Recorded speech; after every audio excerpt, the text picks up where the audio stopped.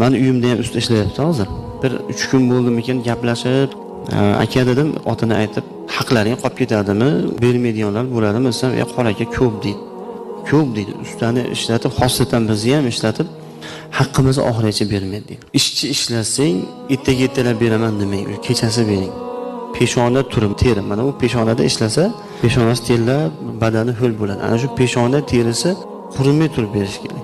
Peshona terisi qurimay, ustani ishlatib bermasangiz, u siz zulm qildingiz. Siz zolimsiz, usta mazlum bo'ladi. Usta agar shu buyruq nasib qilmasa, shu uydan chiqib ketsa, agar Xudo saqlasin, mazlumning duosi behijob, beparda, beto'siq Xudoning huzurida maqbul eshitib olinadi. Shuning uchun ustani ishlatib albatta berishlik kerak.